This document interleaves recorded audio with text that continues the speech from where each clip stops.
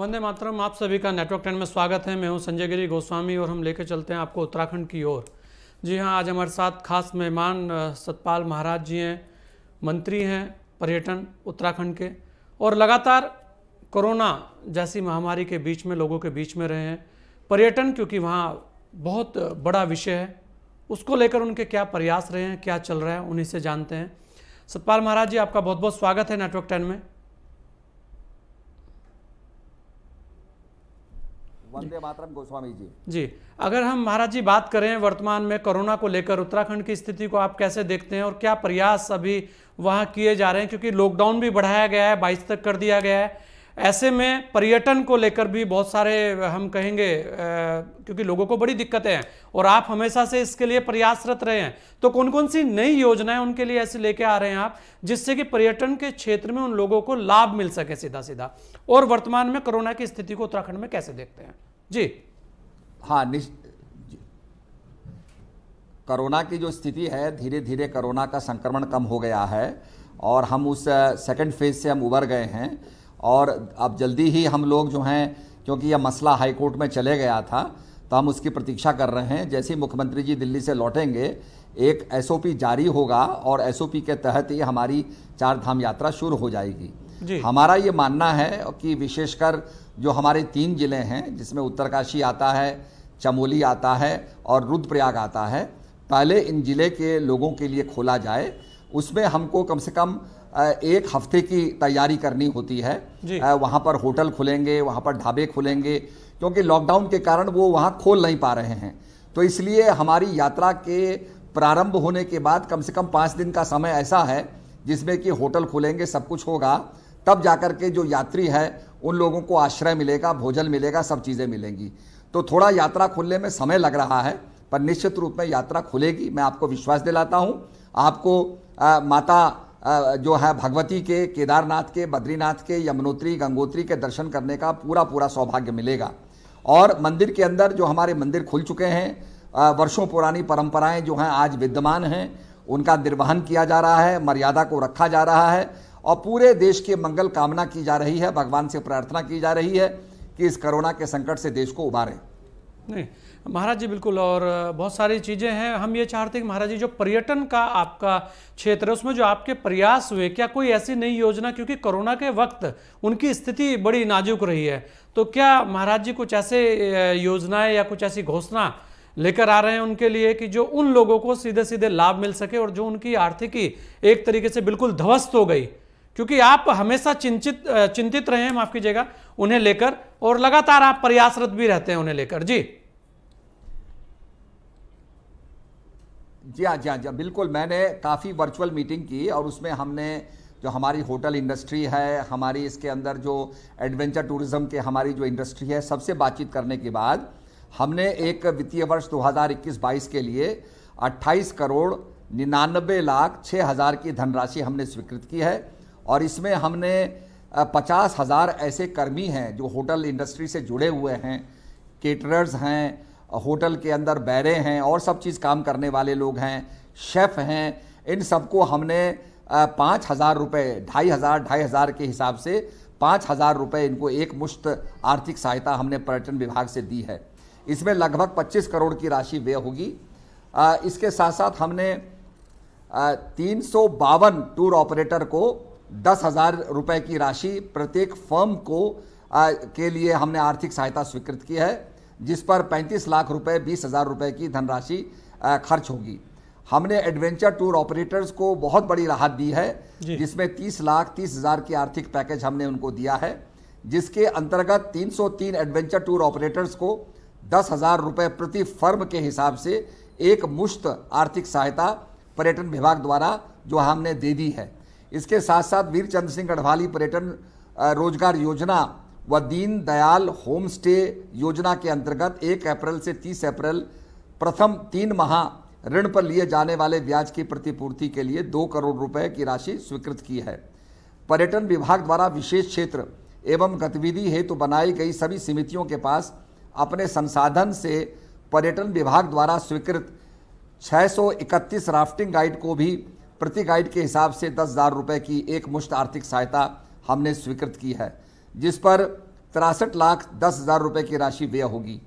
इस यात्रा व्यवसाय नियमावली के तहत पंजीकृत और लाइसेंस नवीनीकरण में भी छूट प्रदान करते हुए वर्तमान में 1,000 रुपये प्रति आवेदक, पिछले वर्ष पंजीकृत लगभग 600 इकाइयों की गणना के आधार पर वित्तीय वर्ष 2021-22 के लिए भी 6 लाख रुपए स्वीकृत प्रदान किए गए हैं।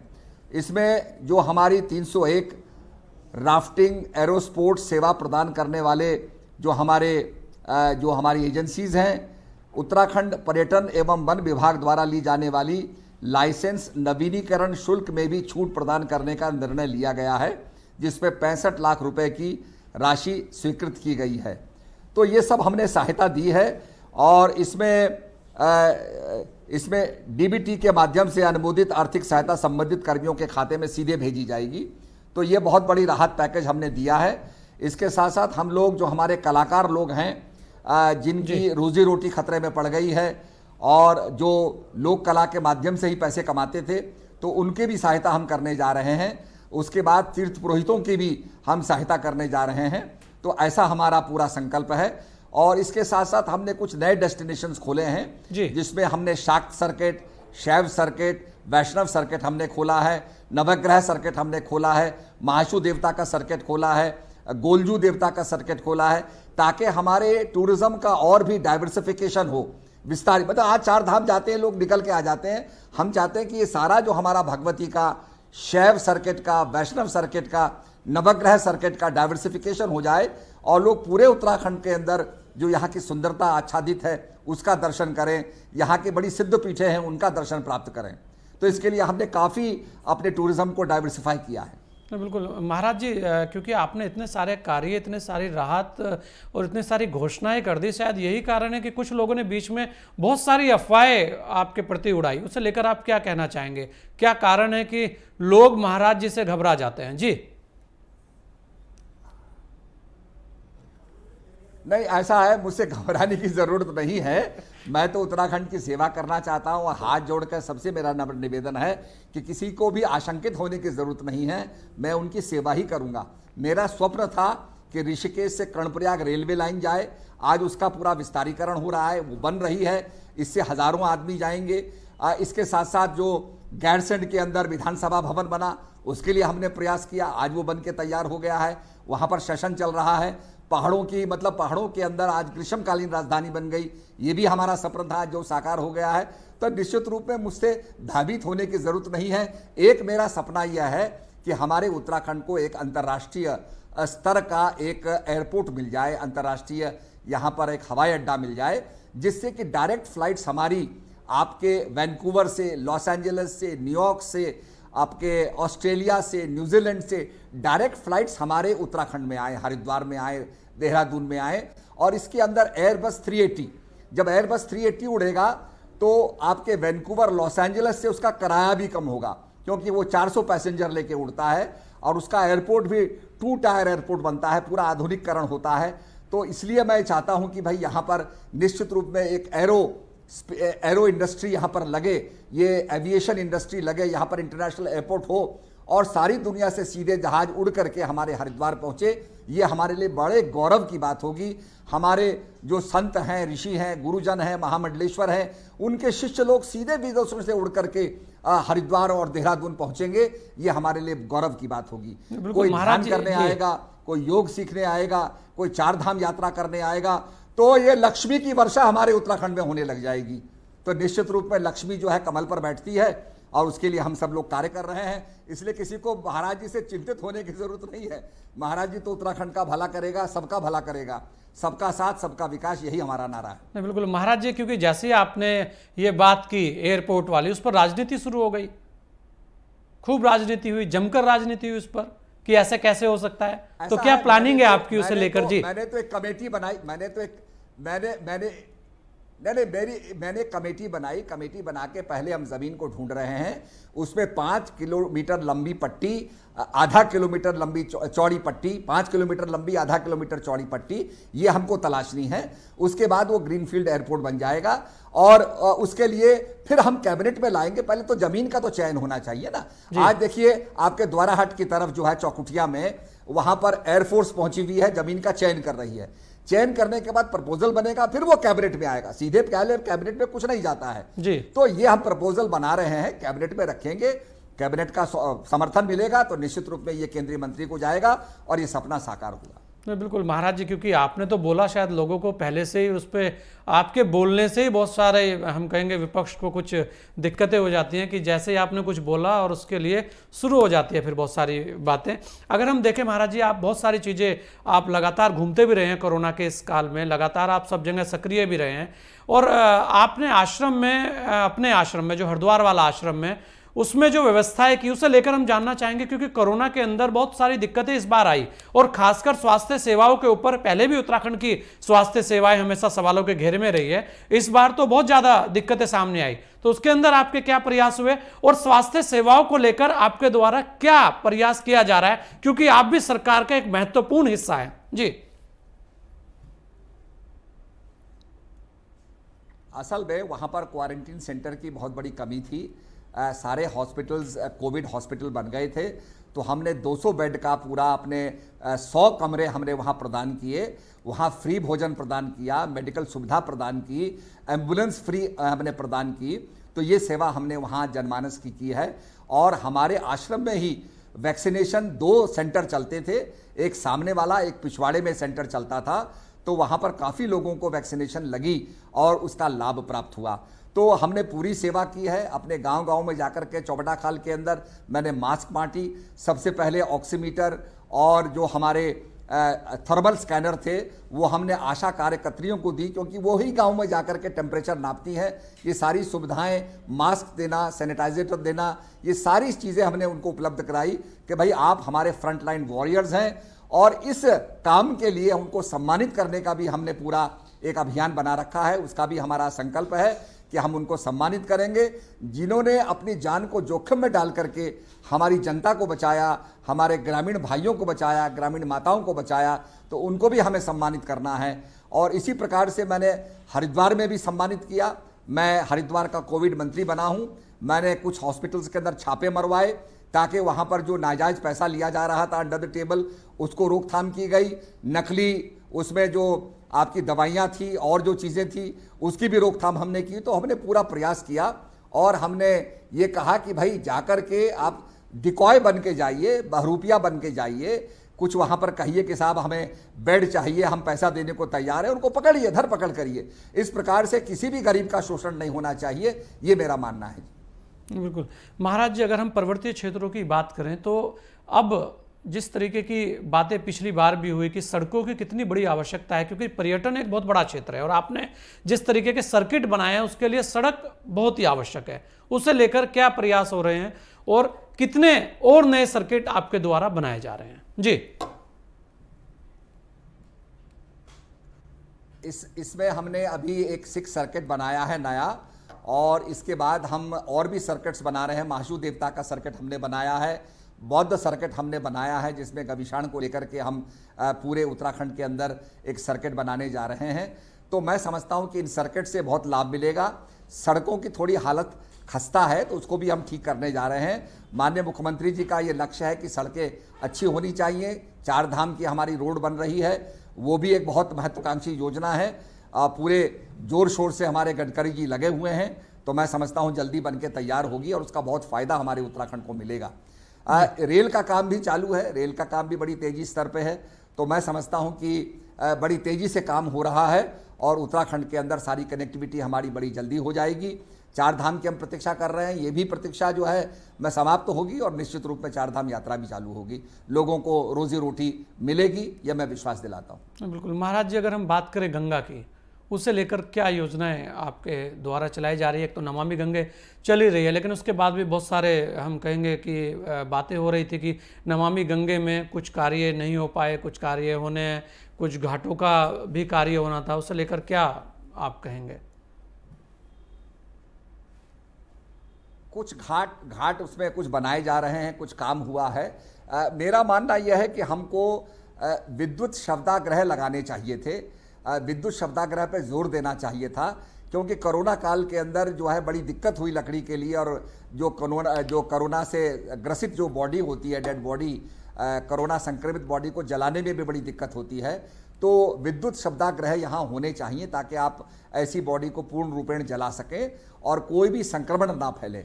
बहुत सी जगह लोग लाशों को छोड़ के भाग गए, कुछ लोगों ने लाशों को लेकर के जलाया, बहुत बड़ा काम किया, मैं उनको धन्यवाद ज्ञापित करना चाहूँगा।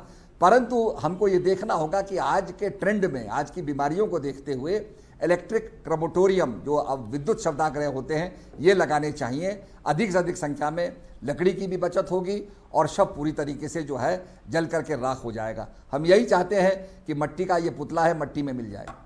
बिल्कुल महाराज जी, बहुत सारी चीज़ें हैं, आपके बहुत सारे फॉलोअर्स हैं। वैक्सीन को लेकर जिस तरीके के भ्रम फैलाए गए उसे लेकर आप क्या कहना चाहेंगे, और पर्वतीय क्षेत्र में अभी वैक्सीन और टेस्टिंग की क्या व्यवस्था चल रही है?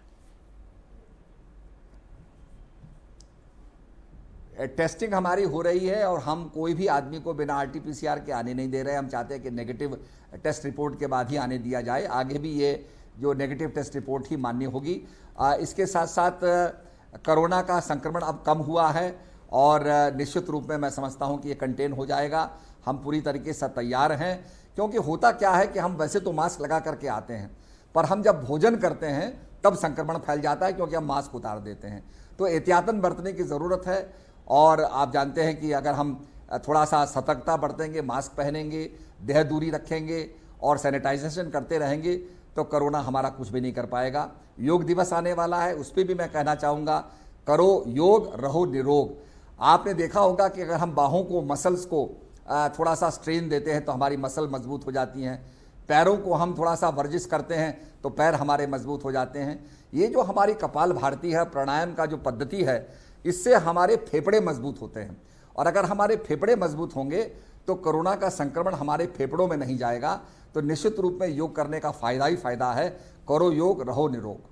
बिल्कुल महाराज जी, बहुत सारे लोग इस बार कोरोना के काल में वापस आए हैं, उन्हें लेकर क्या पर्यटन विभाग या जो भी आपके पास विभाग हैं, सबसे महत्वपूर्ण बात यह है कि उनके लिए जो रोजगार के साधन हैं वो आपके यहाँ बहुत ज़्यादा आते हैं, उन्हें लेकर क्या प्रयास आपके द्वारा किए जा रहे हैं? उनकी बहुत सारी आशाएं आपसे जुड़ी हैं महाराज जी।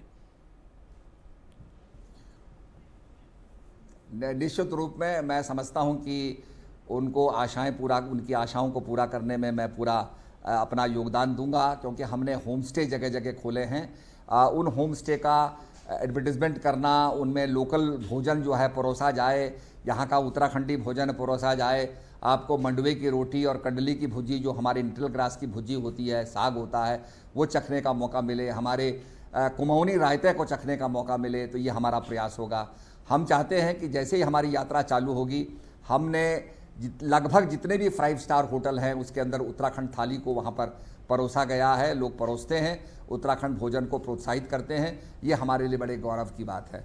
इसके साथ साथ हमने एडवेंचर टूरिज्म के अंदर और हमारे ट्रैकिंग के अंदर हमने बहुत से युवाओं को जोड़ने वाले हैं, जिसमें कि हम युवाओं को प्रशिक्षण देंगे कि भाई ब्लैक टी क्या होती है, ये बनाने की विधि आप सीखिए, कैसे आप कैंपिंग गियर को ले जा करके उनको सारे गियर्स दिए जाएंगे ताकि वो कैंप लगा करके अपने पर्यटकों को ले जा सकें। हम जितनी भी सुरभ घाटियाँ हैं उन सबको चाहेंगे, उनको चिन्हित करेंगे, ट्रैक्स को आगे प्रोत्साहित करेंगे।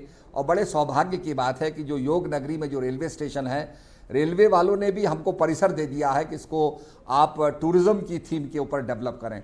तो निश्चित रूप में हमारे पहाड़ का जो चौका चूल्हा होता है उसका दृश्य आपको देखने को मिलेगा।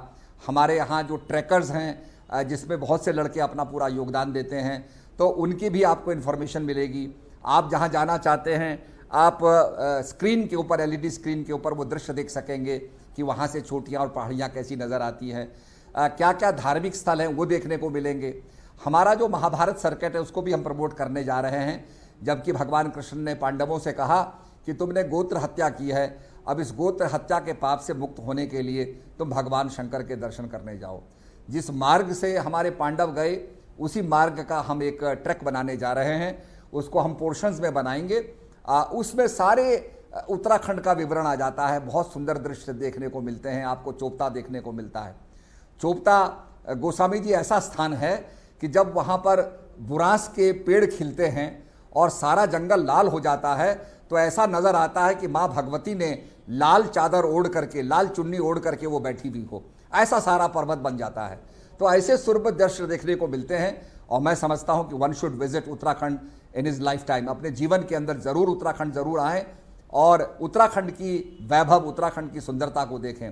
तो ये यात्रा करते हुए पांडव केदारनाथ पहुंचे। भगवान शंकर ने जो है अपना सर जमीन में गाड़ दिया, वो पशुपति नेपाल में निकले, क्योंकि नेपाल और भारत के अंदर भगवान शंकर ही आत्मा है, एक आत्मा है, दो देश हैं।